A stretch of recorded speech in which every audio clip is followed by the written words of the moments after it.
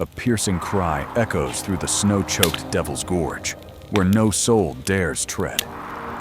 In 1877, Tahan, a Comanche warrior scarred by loss, haunts the shadows of southern Colorado, his traps whispering death to intruders. Yet, a widowed mother, Mara, clutching her infant, stumbles into his forbidden domain, her heart torn between fear and hope. Their unlikely encounter sparks a tale of survival and redemption, where trust battles betrayal under a merciless blizzard. Will they defy the darkness that hunts them, or be consumed by it? Subscribe now, share where you're tuning in from, and uncover the secrets buried in the snow.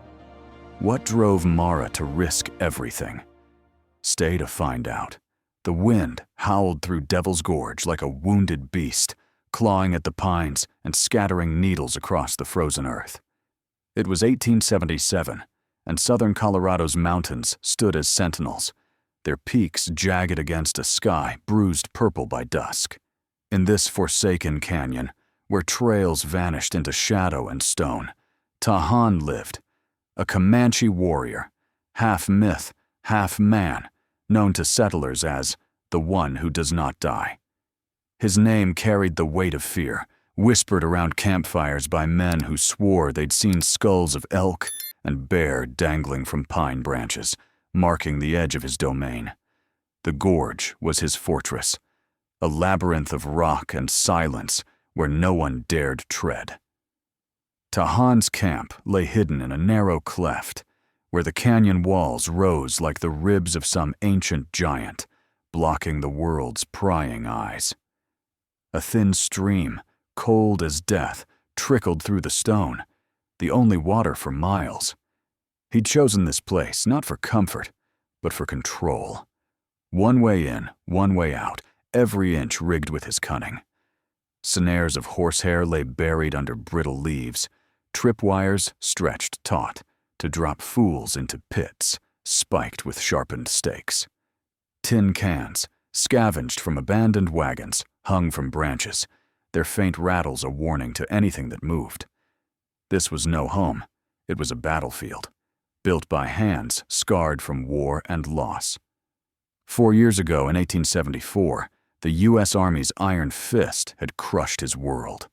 A raid on his Comanche band left his pregnant wife and unborn son dead, their blood soaking the plains. Tahan, wounded near death, crawled away from the carnage, his body broken, but his spirit unyielding.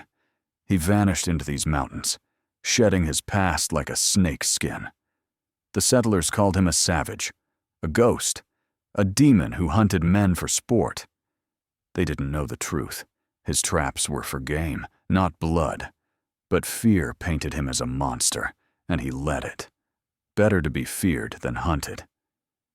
Each dawn, Tahan rose before the sun, his breath clouding in the chill as he checked his trap lines. His moccasins whispered over the frost, leaving no trace. His rifle, a battered Springfield, rested against his shoulder, its weight as familiar as his own heartbeat. He moved like a shadow, eyes scanning the ground for disturbed earth or snapped twigs. The forest spoke to him, squirrel chatter, the creak of branches under snow, the distant scream of a cougar. Every sound was a map, every silence a warning. He trusted no one, needed no one. The world had taken everything. He'd give it nothing more. At night, he sat by a low fire, its glow barely touching the canyon walls. He carved figures from cedar, wolves with bared teeth, eagles with spread wings, bears frozen mid-roar. His knife moved with precision, each stroke a ritual to quiet the ghosts in his mind. When finished, he fed them to the flames, watching the wood blacken and curl. They were offerings to spirits he no longer trusted, but couldn't forsake. The firelight danced across his face, etching lines of grief and defiance into his copper skin. Half Comanche, half outcast, he belonged to no tribe, no people, only this gorge. The settlers' tales grew wilder with each passing winter. A trapper named Amos, half drunk on rot-gut whiskey, swore Tahan could summon wolves to do his bidding. A preacher from Durango claimed he'd seen the warrior's shadow move without a body, gliding over the rocks like smoke. No one tested the stories. The last fool to try, a fur trader named Boone, had stumbled into a snare 2 summers back. He dangled from a pine, cursing and thrashing, until he cut himself free and fled, blood trailing behind him. Word spread. Devil's Gorge was cursed, and Tahan was its keeper. Tonight, the stars burned cold above the canyon, sharp as knife points. Tahan knelt by the stream, filling a tin cup, his reflection fractured in the water. The air smelled of snow, heavy and close. A storm was coming, one that would bury the trails and seal the gorge. He welcomed it. Let the world stay out. Let it choke on its own lies. He stood, his wolfskin cloak blending with the shadows, and turned back to his fire. The bells on his traps were silent, the forest still. But something stirred in the dark, a faint tremor, a whisper of fate creeping closer. Tahan gripped his rifle tighter, unaware that tomorrow a woman and her child would shatter his solitude forever. As the stars pierced the night above Devil's Gorge, a storm gathered its strength, ready to bury southern Colorado in snow. Beyond Tahan's silent traps, fate was already moving, carried on the frozen wind. Far up the mountain pass, Mara trudged through the deepening drifts, her infant son bundled against her back. It was 1877, and the widow from Kansas, barely 23, had no map, no horse, and no hope, left but the faint glow of smoke she glimpsed through the pines. The Arkansas River settlement lay somewhere beyond the peaks, a promised haven for migrants like her. But the mountains didn't care for promises, and the cold bit deeper with every step. Her boots crunched through crusty snow, each breath a sharp stab in her lungs. The baby, swaddled in a tattered quilt, whimpered softly, his warmth the only thing keeping her moving. Her horse had collapsed an hour ago, its legs buckling under the weight of exhaustion and ice. She'd left it behind, whispering an apology as she cut the saddlebags free, taking only what she could carry: a flint, a knife, and a half-empty canteen. The smoke ahead was her last gamble, a logger's camp, maybe, or a trapper's fire. Anything was better than freezing to death on this God-forsaken ridge. The trail narrowed, dropping into a shadowed ravine where the pines leaned close, their branches heavy with snow. Mara's skirt snagged on thorns, tearing the faded calico. She cursed under her breath, a habit picked up from her late husband, Caleb, whose laughter used to fill their Kansas homestead. He'd been gone a year now, taken by bandits on a migrant train, his body lost to the plains. She'd learned to survive alone since then, but this mountain was a different beast. It didn't just test her, it hunted her. Her foot caught something, a taut line hidden under the snow. A sharp clang echoed, tin cans rattling like bones. She froze, heart pounding, as the sound cut through the storm's howl. This was no logger's camp. The smoke came from Devil's Gorge, Tahan's domain, a place whispered about in every saloon from Durango to Denver. Her stomach twisted. She'd heard the stories, traps that snapped bones, a Comanche ghost who killed without mercy. But the baby's cries grew desperate, and the cold was a vice around her chest. She had no choice but to follow the smoke. The ravine opened into a clearing, and there, by a faint fire's glow, she saw him. Not a ghost, but a man, sprawled in the snow, his leg caught in an iron trap. Blood stained the white around him, dark as ink. His wolfskin cloak was thrown back, revealing a broad chest, heaving with shallow breaths. His face, half lit by the fire, was sharp and weathered, eyes closed in pain. Mara's first instinct was to run, but the baby's wail anchored her. She knelt, keeping her distance, and studied the man. Tahan, it had to be. The trap's teeth bit deep into his ankle, the chain staked to the earth. Her knife was small, meant for skinning rabbits, not cutting leather or saving outlaws. She hesitated, the wind screaming through the gorge like a warning. If she freed him, he might kill her. If she left him, the storm would kill her first. The baby's cries tipped the scale. She crawled forward, snow soaking her knees, and sawed at the leather strap binding the trap's chain. It gave way with a snap, and the jaws loosened just enough for her to pry them open.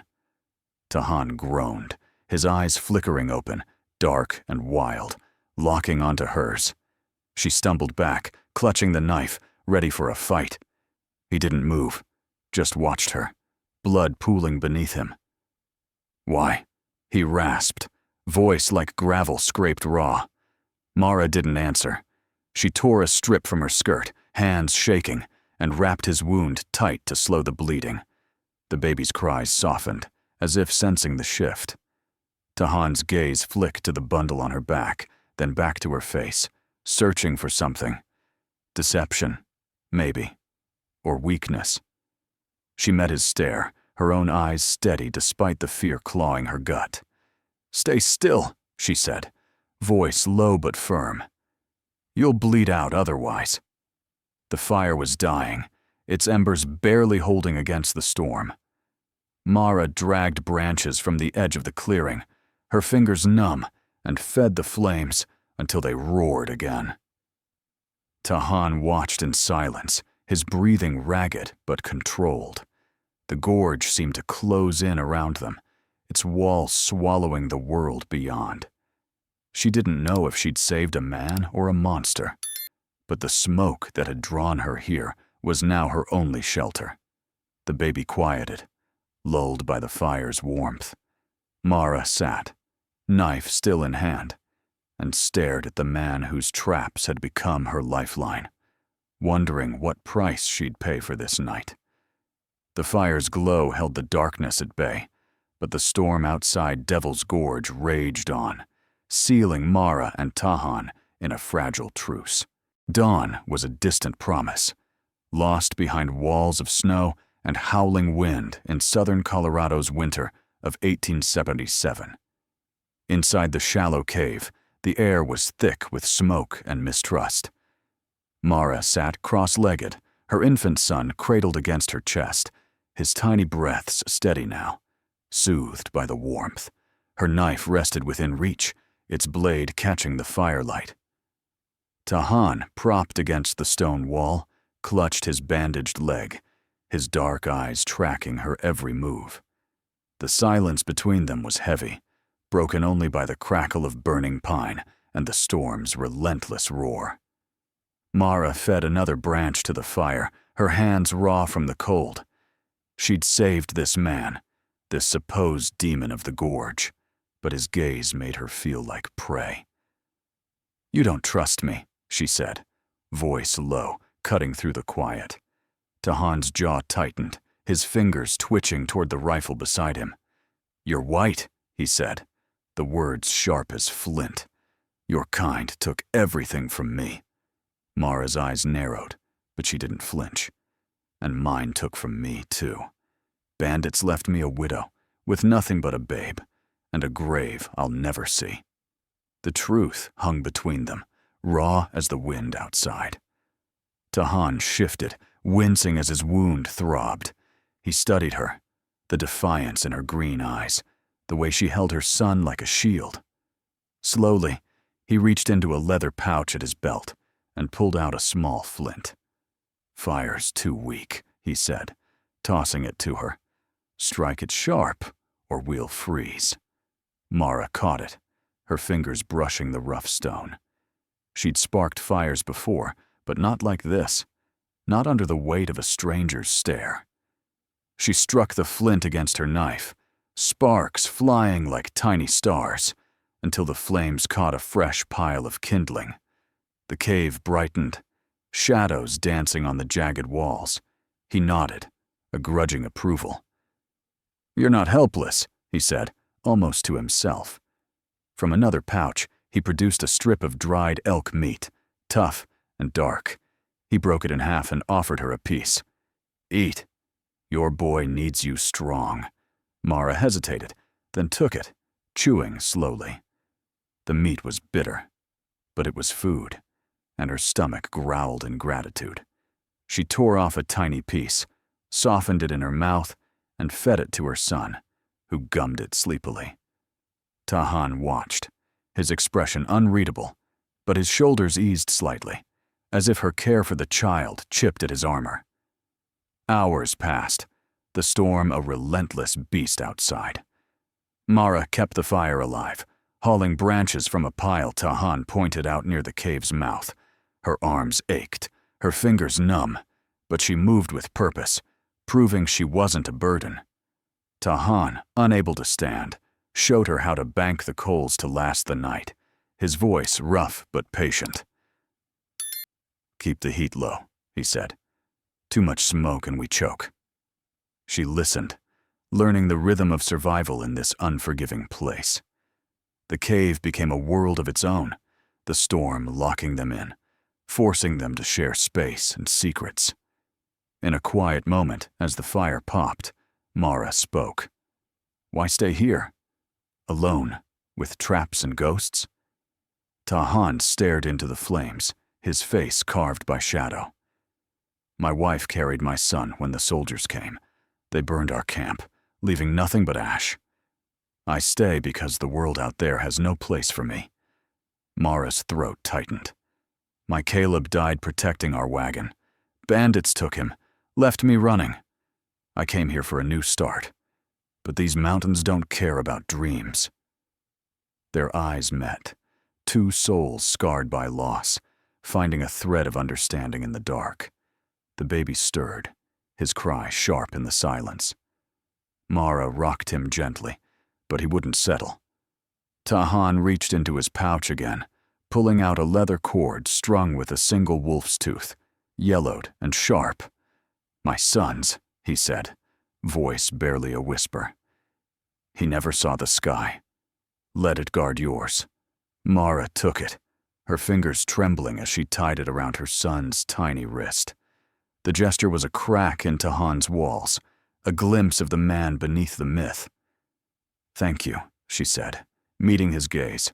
He looked away, but the air had shifted, softer now, like the first thaw. If this story's gripping you folks, hit that subscribe button.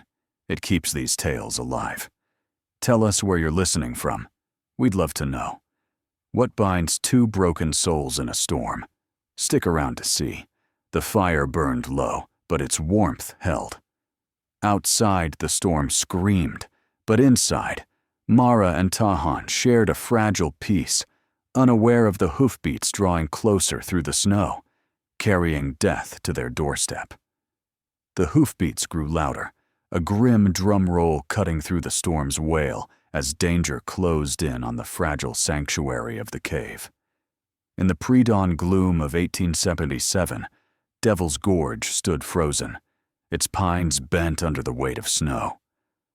Mara crouched in the cave's shadowed depths, her infant son pressed tight against her, his wolf-tooth amulet glinting faintly in the firelight. Tahan, his legs still raw from the trap, stood at the entrance, his silhouette sharp against the swirling white. He'd heard the horses first, their rhythm steady, deliberate. "Hide," he whispered, his voice like a blade drawn from leather. "They're not here to talk." Mara scrambled deeper into the cave, tucking her son into a crevice lined with pine boughs. Her heart hammered, but her hands were steady as she gripped her knife, its edge worn but true. Outside, Tahan moved with a predator's grace, ignoring the pain in his leg. He tugged a hidden cord, and a line of tin cans rattled faintly, masked by the wind. The traps were his allies, set long ago to guard this forsaken place. He notched an arrow to his bow, its sinew string taut, and crouched behind a boulder, eyes locked on the narrow path leading to the cave. The storm was both a curse and a shield, hiding their enemies, but cloaking his movements too. 3 figures emerged through the blizzard, their coats dusted with snow, rifles slung across their backs. The leader, a gaunt man with a scar slicing his cheek, rode ahead. Sergeant Lyle, the butcher of Tahan's tribe in '74. His voice carried over the wind, cold and mocking. "Come out, savage. We know you're here." Tahan didn't answer. He waited, breath slow, arrow ready. The second man dismounted, his boots crunching as he approached the path. A misstep triggered a snare, and a rope snapped tight, yanking him off the ground. He screamed, dangling like a gutted deer, his rifle clattering to the rocks. Lyle cursed, swinging his horse around, but Tahan was already moving. He loosed an arrow, swift and silent, catching the third man in the shoulder. The bounty hunter staggered, blood blooming dark on his coat, and fell into the snow. Lyle fired blindly into the storm, his military rifle's crack echoing off the canyon walls. Tahan ducked, the bullet ricocheting off stone, showering him with shards. He rolled to a new position, his wolfskin cloak blending with the shadows. The storm swallowed sound, turning the fight into a deadly dance of instinct and steel. Mara peered from the cave, her son silent but trembling. She saw the dangling man cut himself free, crashing to the ground with a groan. He crawled for his rifle, but Tahan was faster, another arrow finding his thigh. The man howled, clutching the wound. Lyle dismounted, his face twisted with rage, and advanced, using the boulders for cover. "You can't hide forever, Tahan," he shouted. "I burned your people to ash. I'll do the same to you." Tahan's eyes darkened, the memory of his wife's screams fueling his aim. He stepped into the open, bow drawn, daring Lyle to meet him. The 2 men faced each other across the snow, the storm a white veil between them. Lyle's scar gleamed in the faint light, a cruel map of his past. "I killed your woman and your whelp," he sneered, raising his rifle. "You're no man, just a beast." Tahan's voice was low, steady, cutting through the wind. "A beast protects its own." He loosed the arrow. It struck Lyle's chest, piercing leather and bone. The sergeant staggered, blood bubbling on his lips, and collapsed, his rifle sinking into the snow. The gorge fell silent, save for the storm's fading moan. Tahan stood over Lyle's body, his breath clouding in the cold. The other 2 bounty hunters lay still, one bleeding out, the other unconscious from pain. He checked each trap, ensuring no others lurked. Blood seeped through his bandage, his leg trembling under the strain, but he didn't falter. He dragged the bodies away from the cave, leaving them for the wolves. The storm would bury their tracks, erasing this night's violence. He returned to the cave, his face etched with exhaustion, and found Mara still clutching her knife, her son asleep against her. "You're hurt," she said, eyeing the fresh blood on his leg. He waved her off, sinking against the wall. "They came for me," he said, voice raw. "But they'd have killed you for helping me."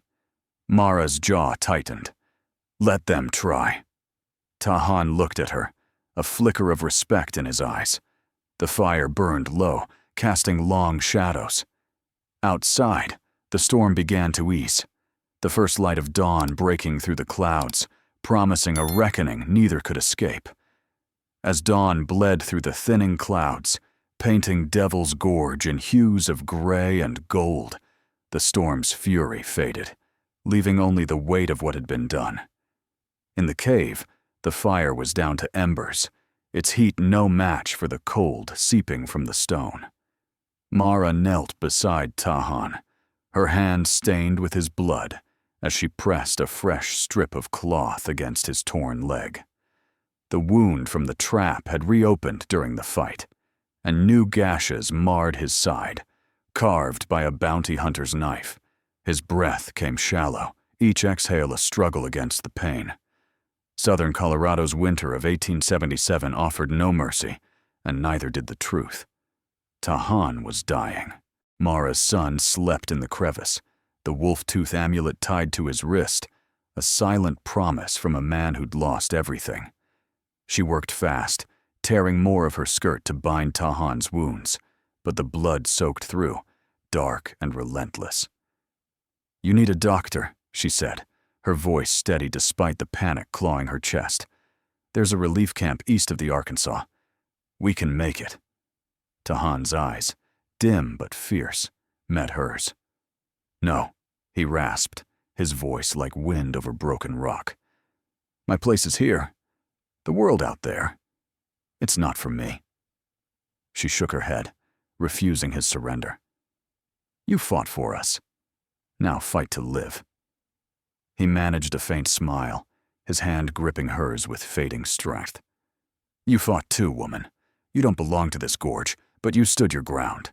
He coughed, blood flecking his lips, and pointed to the amulet on her son. "Take it.